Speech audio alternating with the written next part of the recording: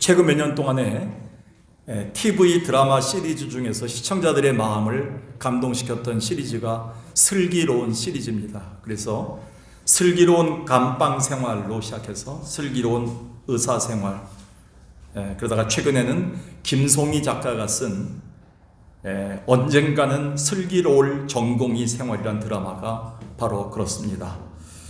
왠지 감방이나 병원 하면 다소 어둡고 삭막하거나 피냄새 나는 전투 현장을 연상하지만 되레 이 드라마들은 그곳에서 진한 사람 냄새가 나고 인간애가 솟아나기에 시청자들을 사로잡았으며 요즘처럼 웃을 일 없는 이 시대에 우리에게 잔잔한 감동과 그리고 우리에게 울림을 주고 있습니다. 특히 이 단어 중에 이 슬기로운이라는 시리즈를 통해서 우리에게 이 시대가 요구하는 것은 돈도 아니고 건물도 아니고 부동산이 아니구나. 더 중요한 것은 슬기로운 자들이 필요하겠다라는 생각을 많이 하게 됐습니다.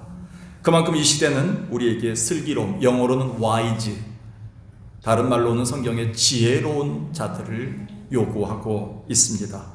이것은 오늘날의 그리스도인 된 우리에겐 더욱 절실히 요구되는 하나님의 마음입니다. 그래서 바울은 에베소 교회에게 이렇게 얘기했습니다. 말세가 될 터인데 너희는 자세히 주의하여 지혜 없는 자 같이 하지 말고 오직 지혜 있는 자 같이 하라. 여기서 wise란 말은 지혜보다도 슬기로운 자가 되라, 이렇게 말로 번역하는 게 좋습니다. 그래서 세월을 아끼라, 때가 악하니라. 17절에 이렇게 나와 있습니다. 어리석은 자가 되지 마라. 슬기롭단 말의 반대말이죠. 슬기로워야 된다는 거죠. 주의 뜻이 무엇인지를 분별하기 위해서는 슬기로워야 된다. 그러니까 주의 뜻을 분별하는 자들이 슬기로운 자들이다, 이렇게 바울은 얘기했다는 것이죠. 그런 의미에서 사도행전 6장에도 보니까 교회의 7 집사들을 임명하는데 성령이 충만한 사람을 세우자, 다른 말로 지혜가 충만한 사람이다, 그리고 사회적으로는 칭찬 듣는 사람이다, 이 세 가지를 동일선상에 놓습니다. 성령 충만한 자를 세워야 되는데 그 사람은 지혜로운 자다, 그 사람은 칭찬 듣는 사람이다. 이걸로 한국교회가 간과해서는 안 됩니다. 기도 열심히 하고 방언 터지고 노래 잘하고 기도 유창하고 성경 많이 아는 사람들을 세우라고 성경은 얘기하지 않고, 성경에서는 칭찬 듣는 사람을 택하고 중간에 중요한 거 슬기로운 자들이 필요하다. 그게 바로 성령 충만한 자 7을 택해라. 초대교회는 그 슬기로운 자들 때문에 하나님 앞에 부응할 수 있는 역사가 있었습니다. 그래서 하나님이 없다 하는 이 시대, 무신론의 철학과 문화에 빠진 21세기 시대에 하나님이 원하는 것은 단 한마디로 슬기로운 자들을 원하신다는 것이지요. 아마 이런 자들을 통해 하나님은 세상을 정죄하기도 하고 정화시키고 거룩하게 만들어가는 소위 하나님의 나라를 완성해 나갈 것입니다. 그래서 주님은 이렇게 약속하셨어요. 야고보서 1장 5절에 보니까 너희에게 혹시 살다가 지혜가 부족할 때가 나타나는데, 그게 슬기지요. 그때 뭐예요? 이 슬기에 부족함 없이 주신 분이 계시다. 누구? 하나님께 구하라. 그러면 넉넉하게 꽉꽉 눌러서 주실 분이시다. 구한 대로 주실 것이다. 우리에게 약속까지 하셨어요. 그래서 오늘도 여러분 주방에 들어가신 분들, 오늘도 노래하는 분들, 오늘도 안내하신 분들, 오늘도 교회에서 당회와 또 저와 함께 교회를 치리하는 분들, 교회에서 봉사하는 모든 분들은요, 슬기로운 말을 하도록 하셔야 돼요. 똑같은 말도 하나님의 뜻을 알아야 돼요. 하나님의 마음이 뭔가, 하나님의 마음을 아는 게 지혜라고 얘기했죠. 아까요. 주의 뜻이 무엇인가 보여라. 하나님이 어떤 말을 원할까? 하나님이 어떤 행동하기를 원할까? 하나님이 어떻게 내가 반응하기를 원할까? 그게 지혜입니다. 슬기롭습니다. 그런 자들을 원하신다는 겁니다. 하나님께 구하면 됩니다. 그래서 오늘 시편 14편은 하나님 없는 이 시대에 시편 기자인 다윗은 이 세상을 고발합니다. 어떻게 고발합니까? 1절에서 3절 보니까 어리석은 자, 슬기롭지 못한 자들은 하나님이 없다 하다. 여러분, 이 세상에서 가장 무식한 사람들이 누구냐면 하나님이 없다고 하는 사람들이에요. 그 행실이 가증합니다. 그러니까 하나님이 없다고 하니까 뭐 행실이 가증한 거예요. 함부로 행하는 거예요. 함부로 말하는 거예요. 그리고 2절에 하나님께서 보시니까 뭐예요? 인생을 굽어 살피사 뭐가 없어? 지각이 없어. act wisely. act wisely란 말은 뭐예요? 슬기롭지 못해라는 뜻입니다. 그러니까 슬기롭지 못한 자들이 하나님을 찾아야 되는데 찾지 않는다는 거예요. 그러니까 슬기로운 자들은 하나님을 찾는 자들이다 라고 얘기하고 있다는 것이죠. 그래서 다 치우쳐서 하나님을 찾는 자가 없도다. 근데 다윗은 한탄하고 고발만 하지 않습니다. 더 나아가서 무신론의 시대에 우리가 어떻게 슬기롭게 살아야 되는가를 세 가지로 우리에게 지적해 주고 있습니다. 그게 오늘 말씀이죠.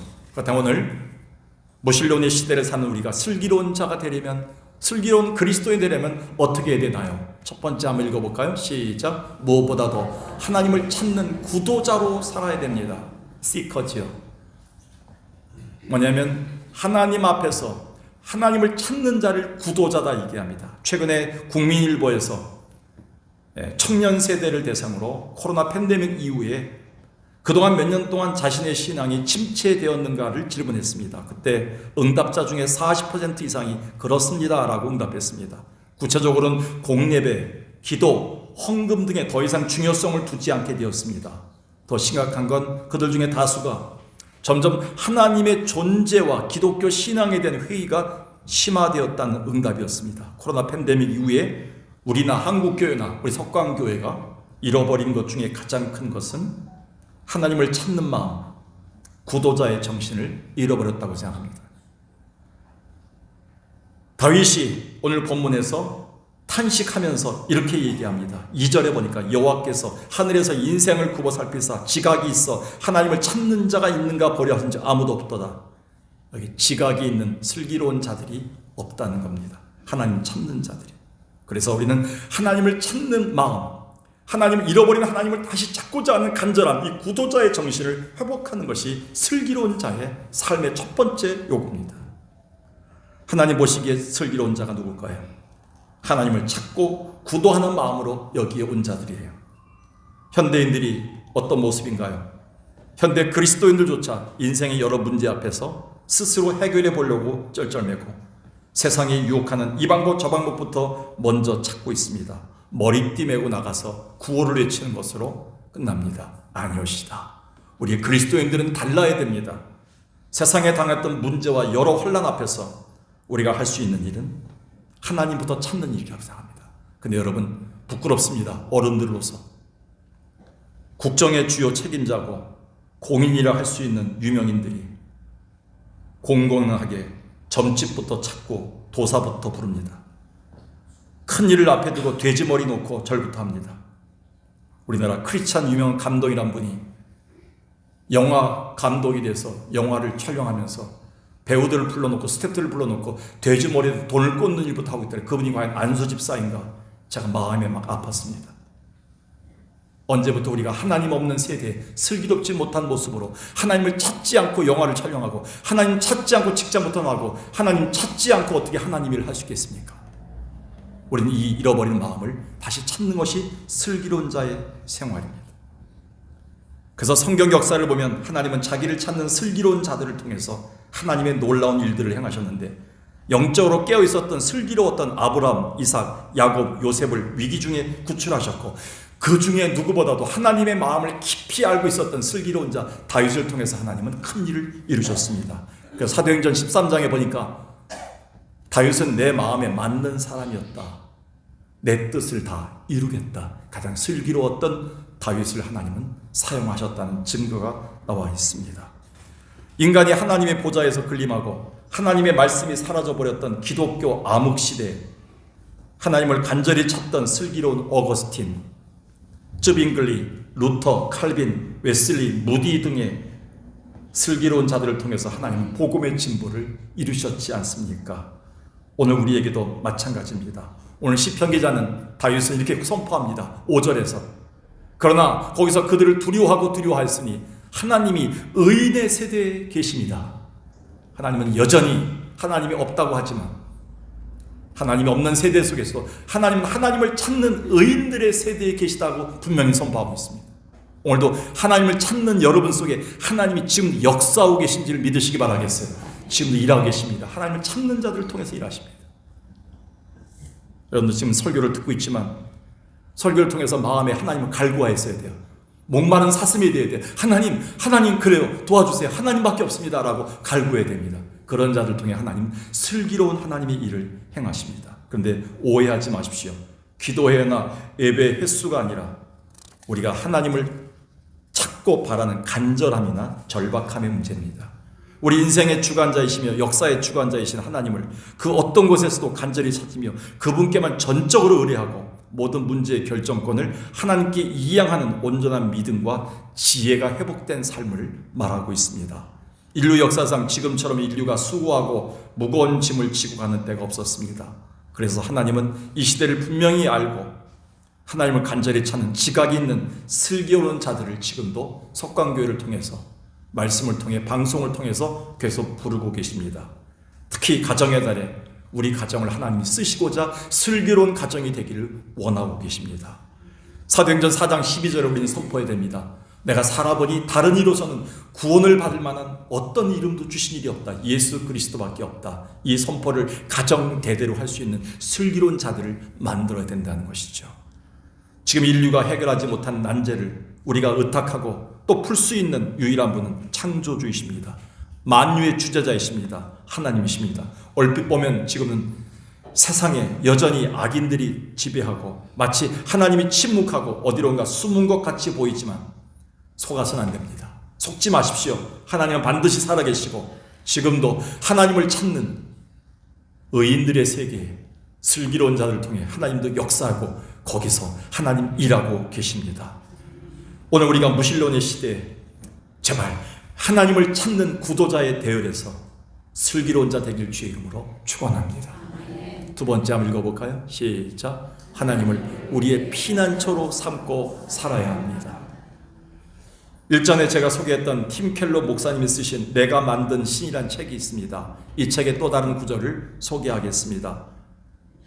우상이란 무엇인가? 우상이란 사랑, 성공, 가정, 재물의 소유 등의 온갖 좋은 것들이 우리 마음과 생각을 차지하고 또 그것을 신격화시켜서 우리 마음의 든든함과 안정감 그리고 충족감을 누리게 하는 것이다. 여러분, 여러분의 마음을 든든하게 만들고 충족하게 만들고 뭔가 내가 안정감을 누리게 하는 것이 어떤 사랑, 돈, 재산 정도, 어떤 여러분의 성공 여부 이런 것들이라면 그게 마음을 차지하고 있다면 그것도 우상이라는 것이죠. 그래서 하나님은 내 앞에 어떤 우상도 두지 말라고 하셨던 이유가 우리 자신을 위해 두지 말라고 하셨던 의미가 굉장히 강합니다. 하나님만이 채울 수 있는 것을 다른 곳에서 찾으려 할 때 그것이 우상 숭배라고 팀 켈러 목사님은 분명히 지적해주고 있습니다.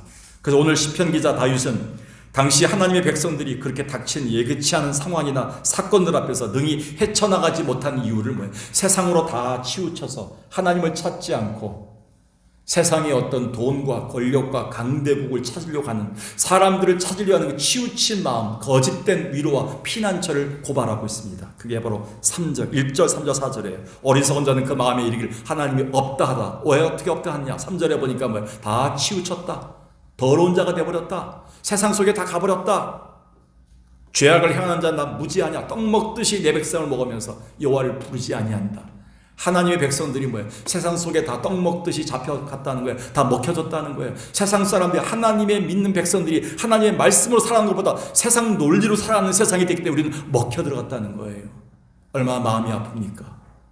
여러분, 우리가 하나님을 피난처로 삼지 않기 때문에 그래요. 부동산을 피난처로 삼고 자식을 피난처로 삼고 내 옆에 주변의 이웃들을 피난처로 삼고 살기 때문에 우리는 뭐예요?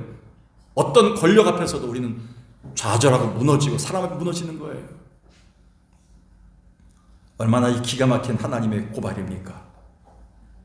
하나님을 찾지 않고 전능자 하나님을 더 이상 안전지대나 피난처로 산양 백성들은 무너질 수밖에 없다는 겁니다. 주님의 자녀들이 정직하게 살려면 우리는 하나님 앞에서 참으로 회방받는 곳에 살면서도 우리는 하나님 앞에 하나님을 찾는 하나님을 안식처로 삼는 의인의 세대에 거해야 된다고 다윗은 고발하고 있습니다. 그러면서 6절에 그럼에도 불구하고 이렇게 고백합니다.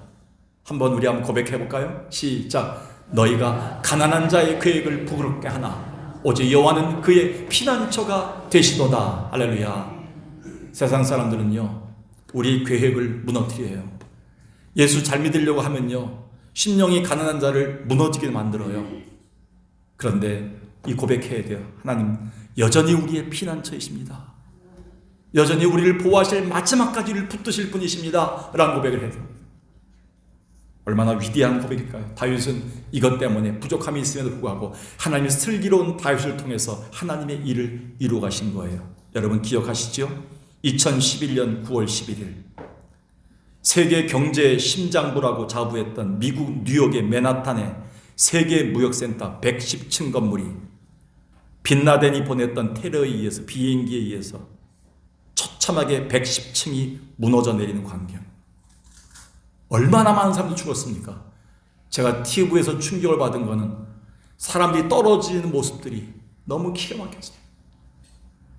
지금도 미국 역사에 이 역사는 영원히 기억되고 있습니다. 그라운드 제로라고 해서 그 자리를 메모리얼 파크로 만들었습니다. 근데 그 동시에 동일한 시간에요. 여러분 아십니까? 세계 방패요 경찰 국가라 자부하던 미국 국방부의 펜타곤이 비행기 테러에 의해서 불타고 있었던 거예요. 그날 아침 세계 여론은 이렇게 보도했습니다. 더 이상 이 세상엔 우리의 안전지대나 피난처란 존재하지 않는다. 얼마나 충격적입니까? 미국을 믿고 살았는데, 무기를 믿고 살았는데 더 이상 이 세상에는 우리의 피난처나 안전지대가 존재하지 않는다. 이때 미국인들 중에 회개하고 죽게 돌아온 사람들이 수십만 명이에요. 회개하고 다시 각성운동을 일으켰습니다. 교회별로 예배당이 넘치기 시작했습니다. 근데 지금 또 예배당을 다 떠나고 있어요. 세상이 무서운 거예요. 피난처로 삼을 때가 너무나 많아요. 우리는 그동안 여러 경험들을 통해서 학습 효과를 톡톡히 얻었습니다. 어느 지도자도 어떤 정부도 우리에게는 참 안식과 평안을 제공하지 못해요. 근데 현대인들은요, 그렇지 않아요. 피난처를 많이 갖고 있어요. 그럼에도 불구하고 우리는 슬기로운 자들은 이렇게 고백해야 돼요. 오늘도 시편 146편에서 이 고백을 찾을 수 있습니다. 죄인들을 의지하지 말며 도림이 없는 인생도 의지하지 말지니 그의 호흡이 끊어지면 흙으로 돌아가서 그날에 그의 생각이 소멸하리로다. 다 없어질 것에 의존하지 말라는 거예요.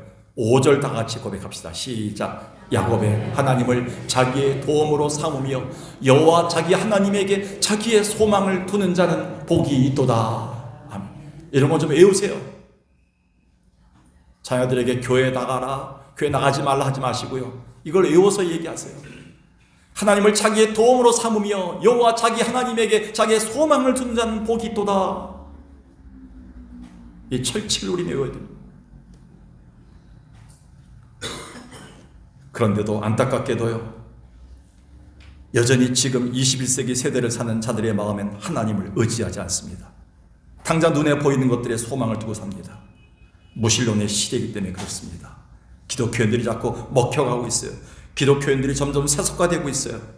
하나님을 피난처로 삼는 슬기로운 삶이 요구되는 거예요. 제가 알고 있는 지인 한 분이 지금 방배동에서 기독교 책방을 하고 있는데요, 이분이 20년 만에 한국에 돌아왔어요. 20년 전에 캐나다 이민을 가서 실패했습니다. 그리고 호주로 건너갔는데 거기서도 모든 걸 잃어버렸습니다. 좌절을 겪은 후에 다시 조국으로 돌아왔습니다. 그 집사님은 20년 이민 생활을 정리하면서 깊은 좌절과 허탈감과 무엇보다 사람을 미워하기 시작했습니다. 그러다가 예수 그리스도를 알게 되고 주변의 권유로 기독교의 신앙을 갖게 되었습니다. 그제서야 비로소 그 어떤 곳에서도 찾지 못했던 주님의 품 안에 안기는 주님의 안식처를 발견하게 되면서 만나는 사람마다 이렇게 얘기합니다. 캐나다나 호주나 그 어느 곳도 저를 품지 못했지만 저는 오늘 주님의 품 안에서 참 안식과 평안을 누리고 있습니다. 여러분도 오늘 주님의 품 안에서 안식을 누리는 자 되길 제 이름으로 축원합니다. 주와 내 있는 나에게 딴 근심이 있으랴 십자가 밑에 나가 내 짐을 보건네 주님을 찬송하면서 할렐루야 할렐루야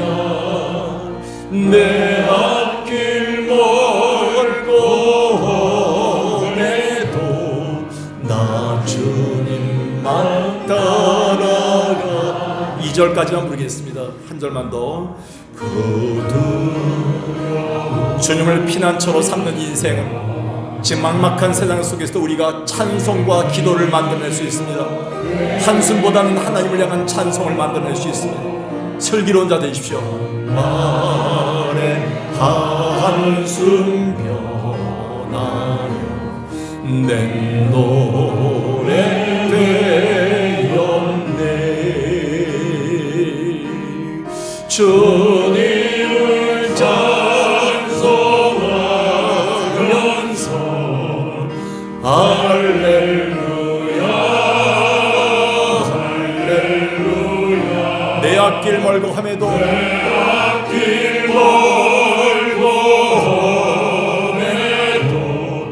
나 주님만 따라가리.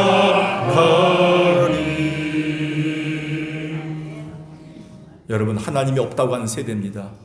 이 무신론의 세대에 여러분, 하나님을 피난처와 안전한 품에 여러분이 안기는 여러분 되길 바라겠습니다.